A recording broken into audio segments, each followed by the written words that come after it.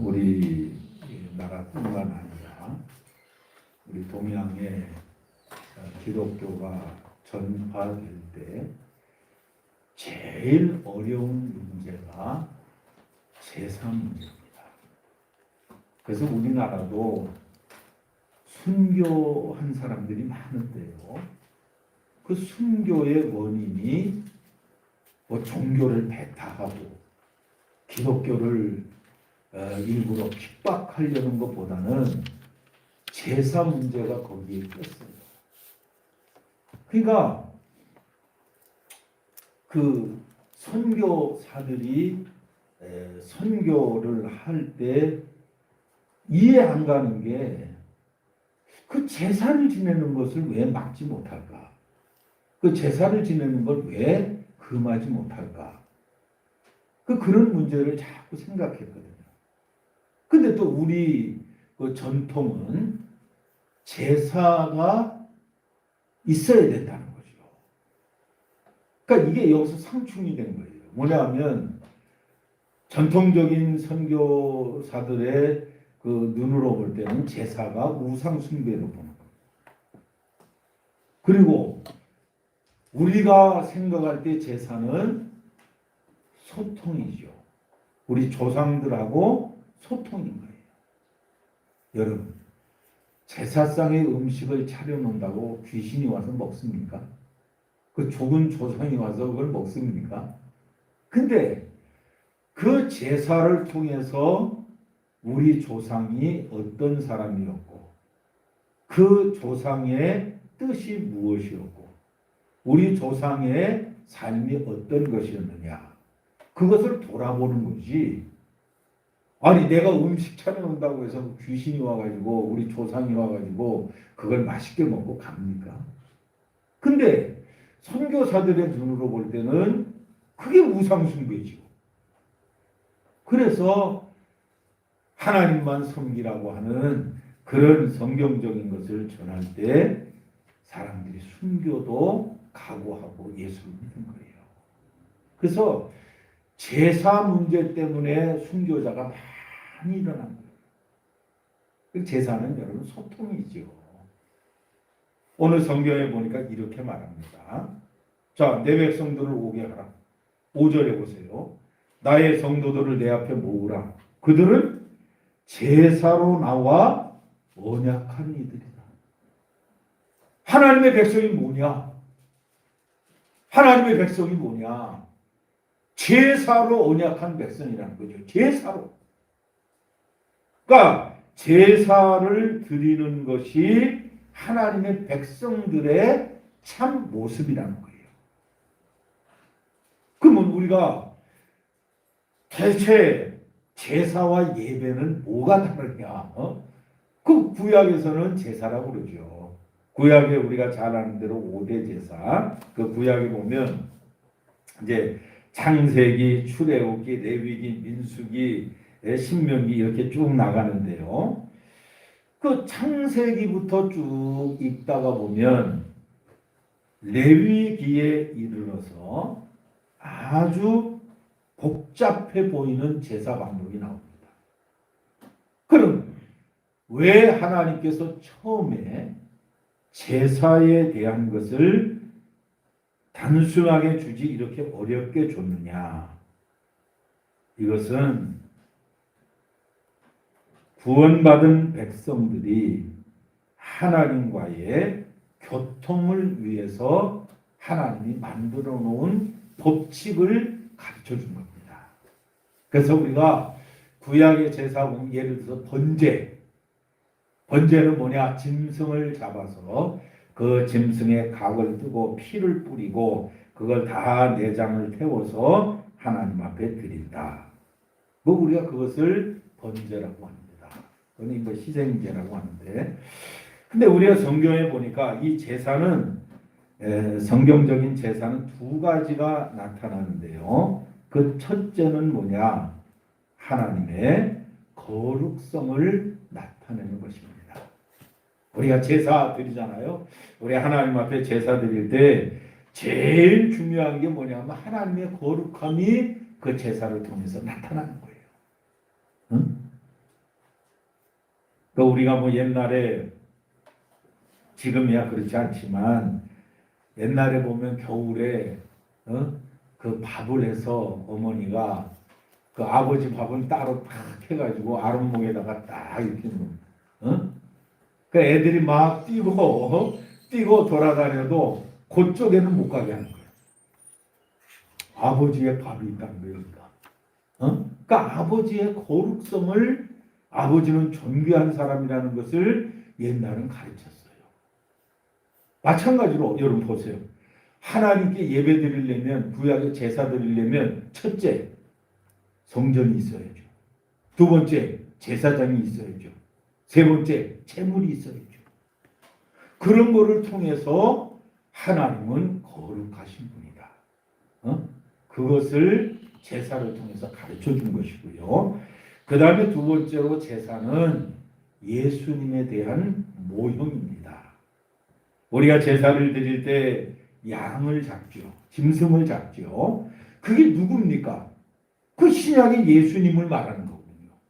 그 짐승이 아무 죄도 없는 짐승이 내 죄를 전가해서 그 짐승이 죽는다는 거예요. 그 제사장이 그 짐승을 죽이면서 이게 너의 죄다. 아니 그 짐승이 무슨 죄가 있습니까? 아니 그 예쁜 짐승이 무슨 죄가 있다고 그 사람의 죄를 대신해서 그 죽습니까? 그게 바로 예수님의 모형이라는 거죠. 아니 예수님이 무슨 죄가 있습니까? 그는 어린 순과 같아서 예수님 어린 양과 같아서 아무런 흠도 없고 점도 없는 그 예수님께서 죽으신 것이 바로 나를 위해서 죽었다. 내 죄를 위해 죽었다. 그러니까 구약의 성도들은 짐승을 잡아서 제사 드릴 때마다 이게 도대체 누구냐 그거예요. 이 짐승이 도대체 왜 나 때문에 죽어야 되느냐. 근데 그게 장차 오신 예수님이라는 거죠. 우리 예수님의 십자가를 생각할 때마다 예수님이 나 때문에 죽으셨구나. 예수님이 단번에 죽으셨구나. 그러니까 구약의 성도들은 참 힘든 거예요. 이건 뭐야? 죄가 생각날 때마다 짐승 하나를 끌고 가야 되니까. 또 이제 한 1년 정도 지나면 또 죄가 생각나면 또 끌고 가야 돼요. 매일같이 끌고 가야 돼요. 근데 신약의 성도들은 어때요? 단번에 죽으신 예수 그리스도를 믿음으로 말미암아 그 죄사함을 다 받는 거예요. 그러니까 이게 제사가 예배로 바뀌어진 거죠. 신약에 와서. 그러니까 구약의 제사는 하나님의 거룩함과 장차 오실 예수님을 나타내는 것이고 신약의 예배는 나를 위해 돌아가신 그 예수님의 십자가를 생각하면서 하나님 앞에 나가는 것이고 그 예배거든요.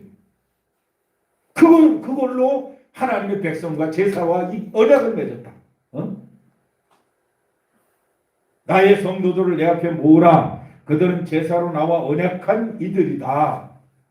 그러니까 제사가 그 구약에서 제사가 그 하나님께 영광을 돌렸던 것처럼 신약의 예배가 하나님께 영광 돌리는 거예요. 예수가 나 때문에 죽었다는 거죠.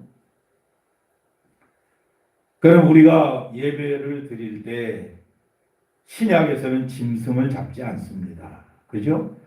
그 신약에 우리가 예배 드릴 때 그러면 어떤 예배가 하나님 받으시는 예배냐?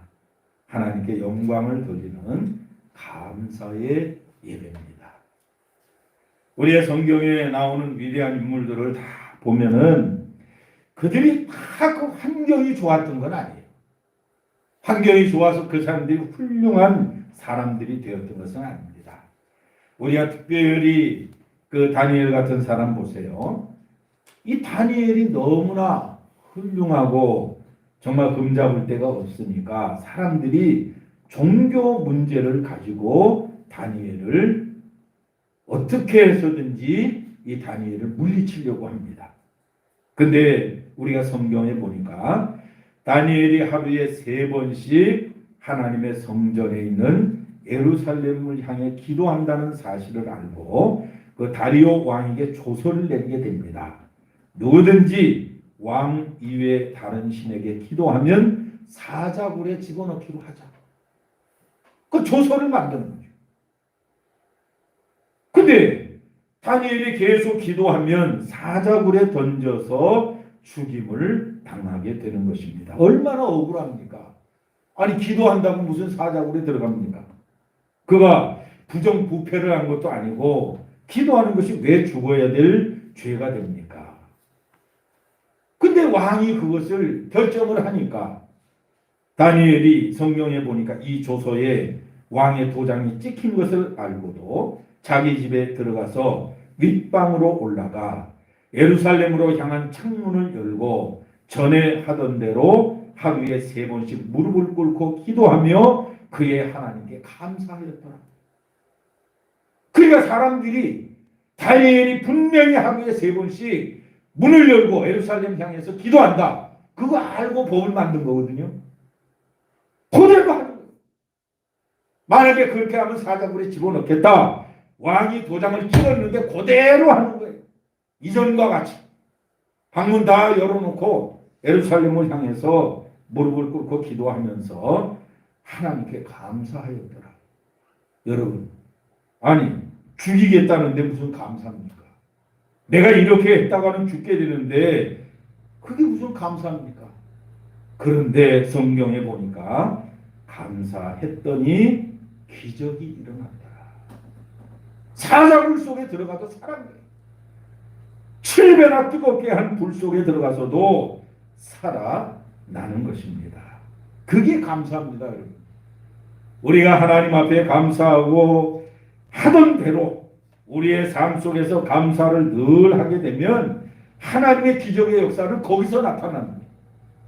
누가 들어가서 그 사자들을 잡아 죽이고 누가 뜨겁게 7배나 뜨겁게 한 그 불 속에 누가 그것을 피난처를 만들어 주겠습니까? 하나님밖에 없는 거예요. 내가 이렇게 하면 죽는다. 내가 이렇게 하루에 3번씩 기도하면 죽는다.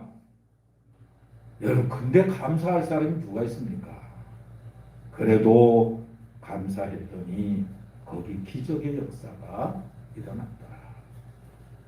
어느 그 암 환자가 치료를 이제 다 끝내고요. 이제 건강하게 됐는데 그 사람이 이제 간증 일기를 썼습니다. 자기가 암 환자였을 때 간증 일기를 썼는데요. 치료를 받는데 제일 먼저 나타나는 게 머리칼이 빠지더라는 거예요. 아니 근데 그 다음에는 눈썹이 빠지더라는 거예요. 야, 내가 모나리자가 됐구나. 응? 아니 근데 얼마 있다가 보니까 속눈썹도 빠지더라는 거예요. 근데 가만히 거울을 보니까 머리털도 다 빠지고 눈썹도 다 빠지고 속눈썹도 다 빠졌는데 한쪽 눈에 속눈썹 하나만 남았더라는 거예요. 그 하도 기가 막혀서 이제 하루는 잠을 자고 있는데 자기 딸이 온 거예요. 딸이 와서 자기 어머니 부르니까 아이고 내 딸이 왔냐. 그리고 눈을 떴는데 속눈썹 하나 달린 그 눈만 떠지고 다 눈썹이 빠진 눈은 붙어가지고 열리질 않더라는 거예요.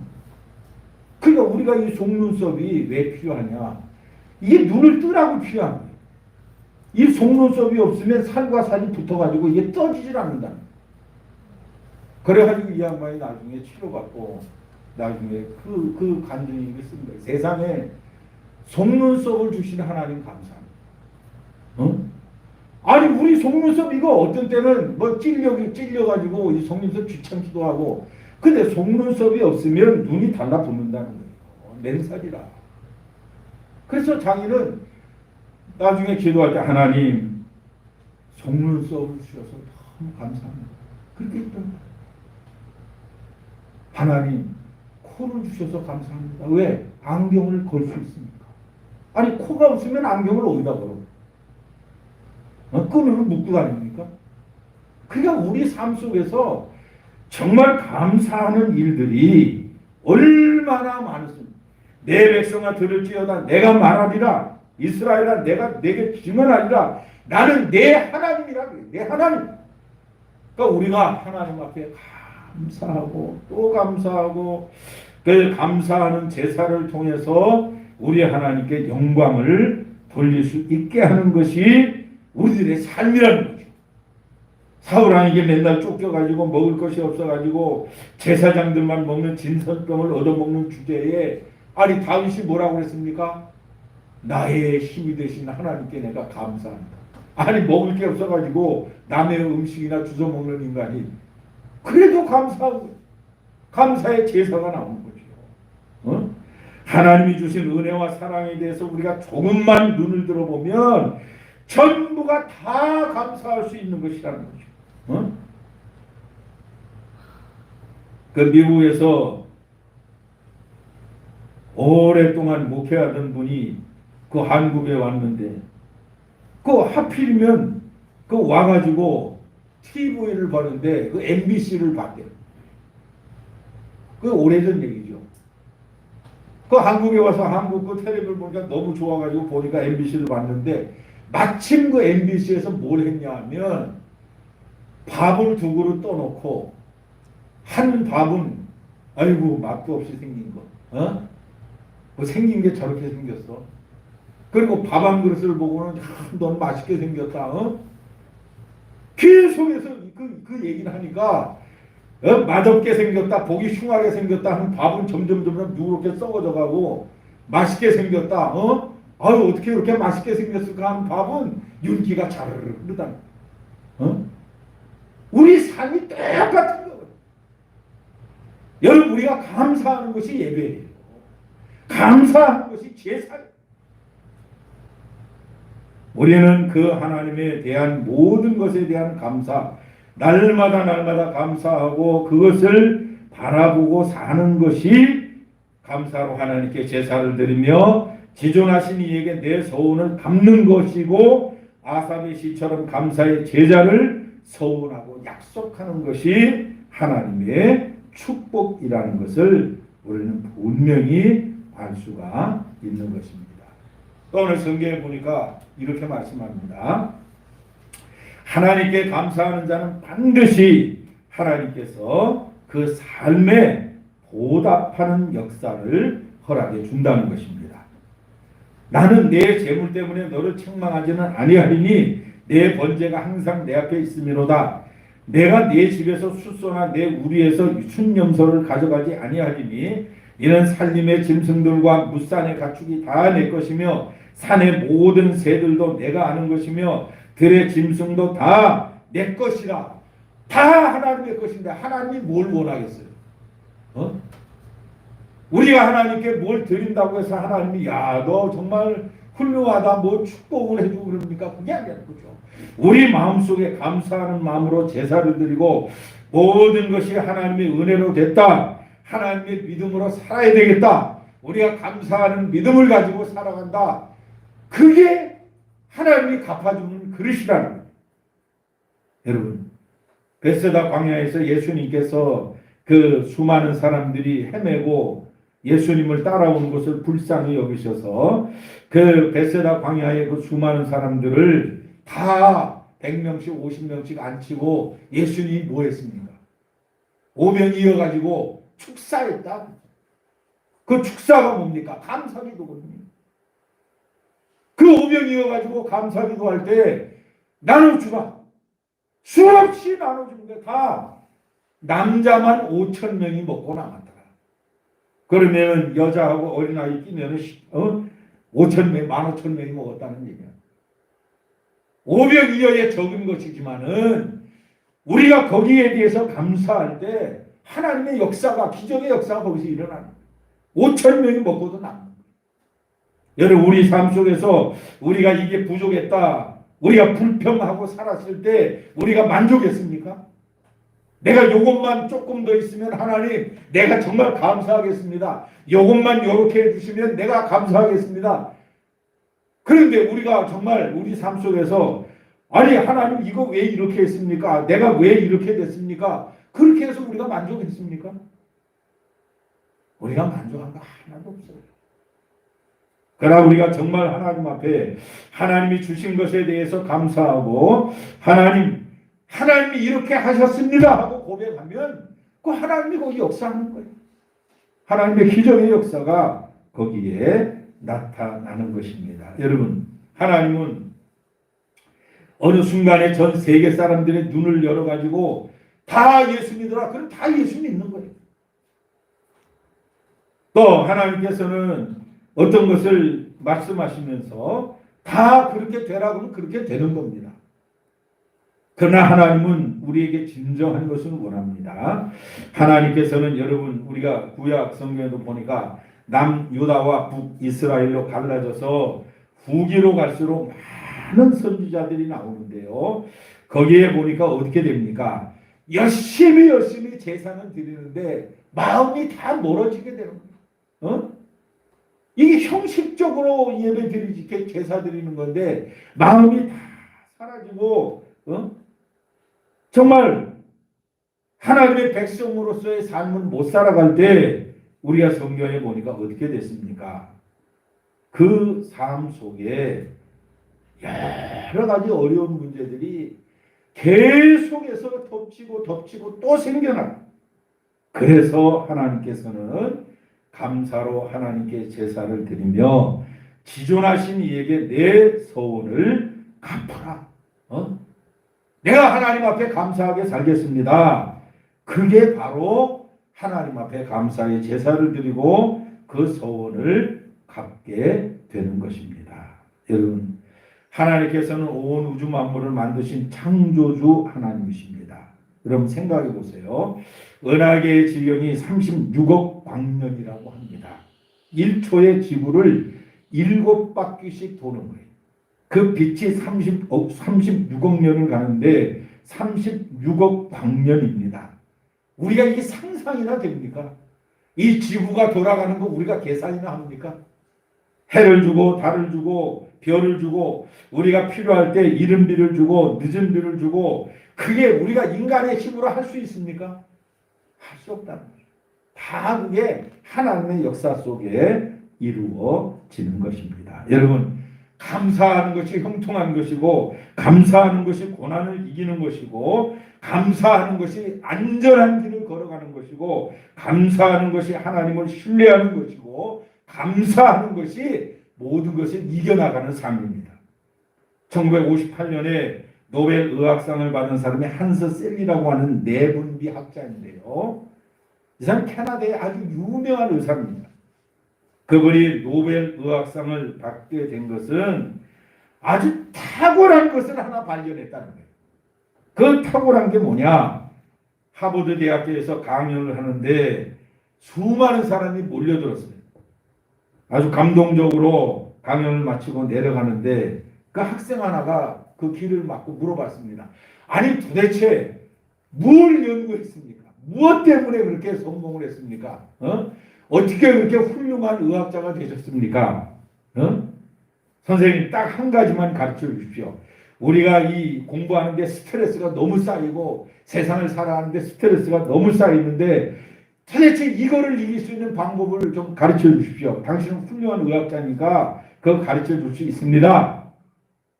그때 그 한스 셀이라고 하는 그분이 하는 얘기가 간단합니다. 감사하세요. 감사하면 스트레스가 다 물러갑니다. 감사하면 내분비에 있던 온갖 병이 다 사라집니다. 그거 하나 가르쳐 줬다는 거예요. 감사하면 된다는 거예요. 여러분, 우리는 오늘 22절에 보세요. 하나님을 잃어버린 너희여 이제 이를 생각하라. 왜 하나님을 잃어버렸냐? 감사를 잃어버리니까 하나님을 잊어버린 거예요.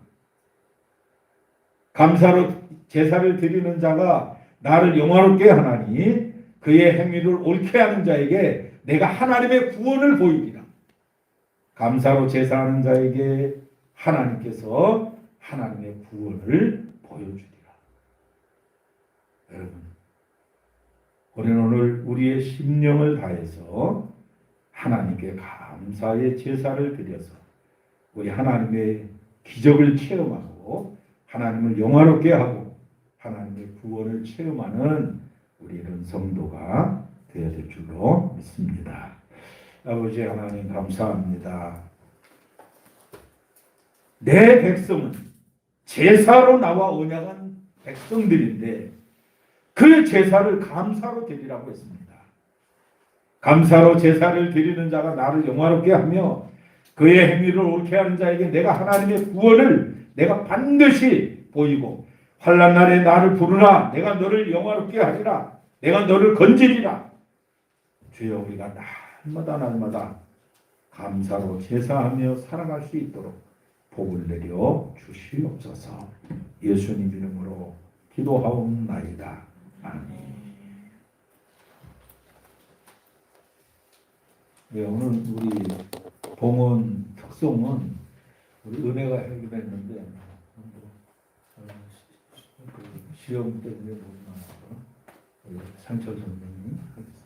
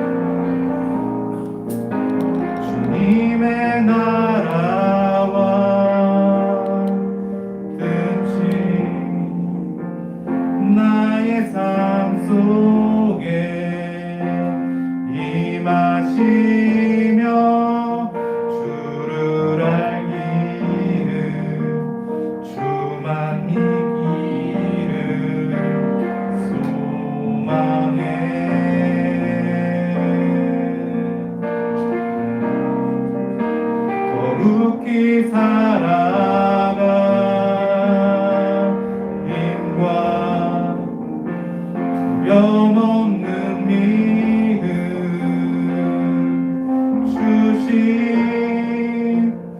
나의 하나님 완전한 사랑 찬양해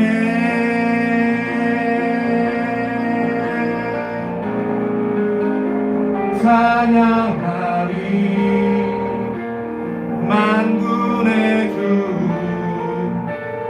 영원히 함께 하시네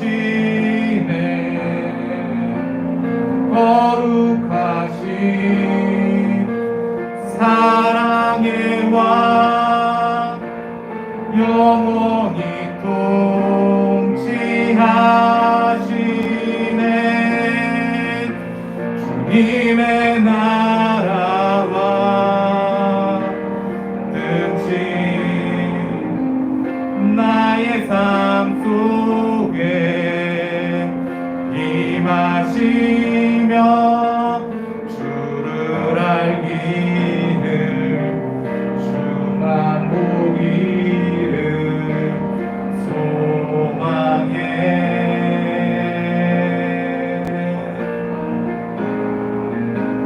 거룩히 살아가 힘과 두려움없는 믿음